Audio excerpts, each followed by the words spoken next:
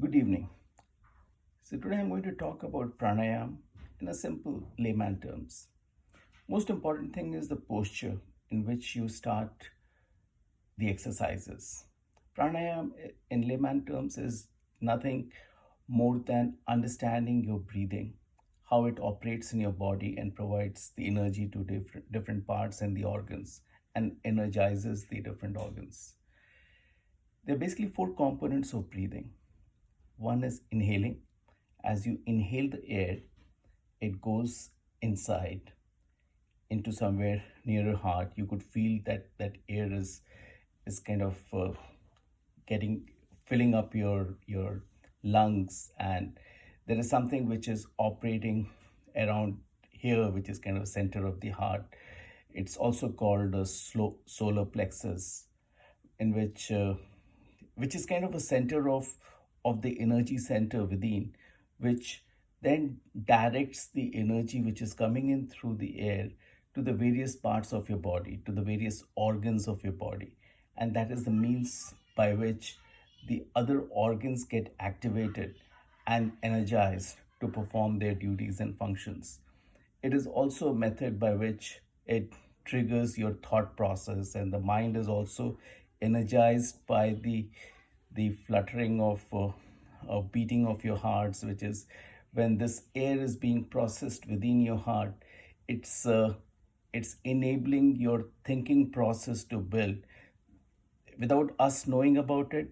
It's because of the breathing itself how our mind and intellect gets the power and energy to think and act and do different things in the world. So that is the first part of it. As a natural, as we were born as a human being, we understand breathing. We haven't really thought about what breathing is. It happens very naturally. God built us in such a way that breathing happens even without a mind thinking that, oh, you got to act like this, do 20 breaths a minute, or do this and do that. It's a natural function which happens automatically, and that's the reason why we don't even care. It automatically happens. We know that we breathe in and we breathe out, and that's how the body is functioning. But in that case, what happens is you're using maybe just 15 or 20% of the total potential of the breathing, which can help keep your body healthy, mind healthy, and the soul healthy, and the body healthy. Everything is kind of the source of our existence. Let's take it like that. So, first part is inhaling, which is getting the energy from outside and letting our inner parts get activated. The second part is holding that breath inside. Normally, we just breathe out immediately, but to realize the potential of that breathing, that air which is within, build the capacity to hold that air inside for a certain period of time. Just as a normal human being, it's a matter of realizing something when you start practicing it. So it's not necessary that if somebody says that I can hold it for 2 minutes, then you're bound to try 2 minutes. No, even if you can do 15 seconds, it's good enough. But that feeling of how you feel your inner body being energized when you're holding that breath inside is the critical part. In Sanskrit terms, they call it as kumbhaka. So hold the breath inside when uh, when you're inhaling. That's the second part of it.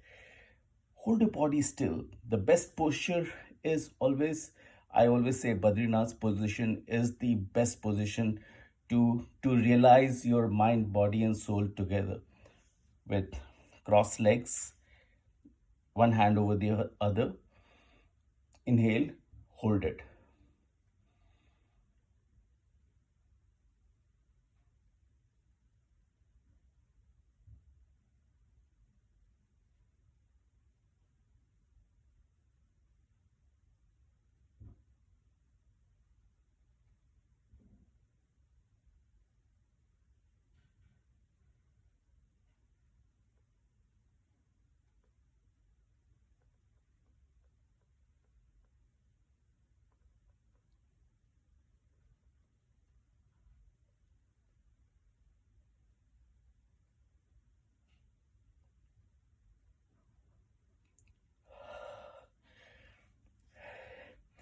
You would have found I probably may have held it for a little longer time.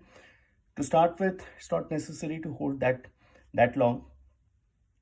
But the importance is to realize that when you're holding, you'd have seen that I'm, my my this things below are rising up, and you will also feel as you close your eyes and you see the beating of think of the beating of heart here.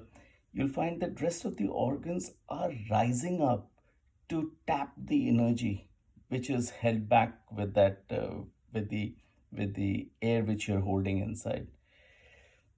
That allows all the other digestive organs or respiratory organs or the nervous system and other things to stretch little more. It's like a spring. When you're breathing simply with inhaling and outhailing, then all these organs are in a relaxed state of a spring.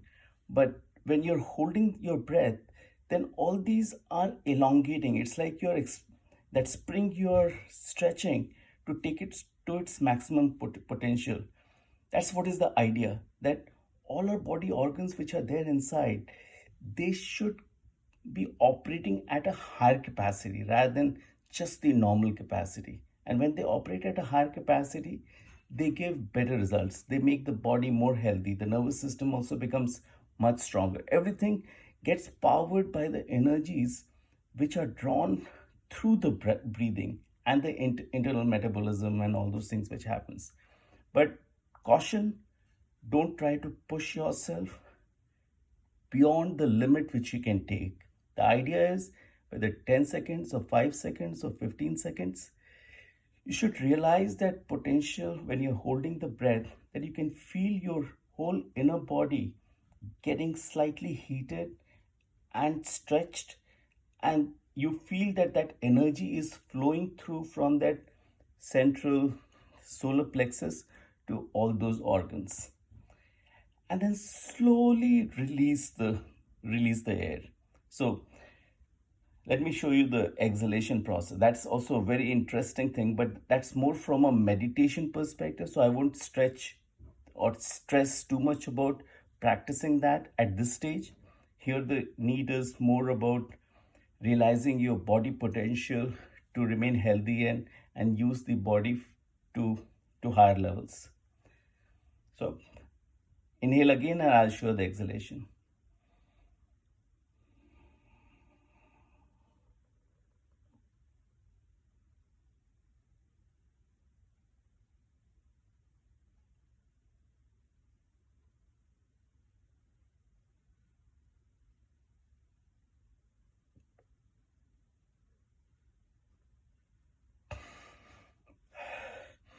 Holding breath after exhalation is much tougher. If you can achieve 30 seconds on inhalation, then exhalation you probably will hold 5 seconds or 10 seconds. Even I can't hold more than 10 seconds, that kind of a thing. But the realization when that happens is because all the air has gone out, suddenly your whole body has been relieved of all the impurities. Means you'll feel kind of, oh, since I've removed all the air, it's kind of become empty and free and loose. And the energies, you'll find the energy is rising up from the heart level through the throat to the forehead. And of course, meditative state, it can go above the crown, and saints and sages are able to hold it six six six fingers above their crown, which is having the prana outside the body. So that's the whole different angle, means pranayam eh, to a samadhi state. But that realization of that energy which is rising up, even if you can get it to your forehead, you'll feel that your whole brain is suddenly getting powered by excessive energies, and that's how the mind gets refreshed, and it has the capacity to think better. And it's also good for even the mental health in holding the breath even for 5 seconds, 10 seconds, to realize. Means when I was reading Yoga Vashishta, that's how Vashisht Muni explained to Ram that when you hold the breath over here after exhalation and you realize your pran is somewhere over here, then you realize that consciousness, that Brahman, which is the cause of everything in the world, then you feel that you are the God who has got the energy to create anything and do anything. It's like that energy which is there within us, but we keep looking for it outside. So much for that. So, given, I thought that I'll kind of put it in perspective how this breathing exercise of inhale, hold, exhale, hold, and how you feel your body in the hold state after inhalation and hold state after exhalation, how it helps you uh, realize your true self. And you'll find that if you can do 3 times, 4 times, wherever you're sitting, means even if you're not finding a way to sit in this kind of a position posture and avail it, even while sleeping or sitting, or you're in a stressed condition, just sitting there, lying there, practice this process of inhale, hold, exhale, hold, and you'll find your mind will settle down, your body will feel more energized, and you'll feel the energy. Hope it helps. All the best to you folks. Take care.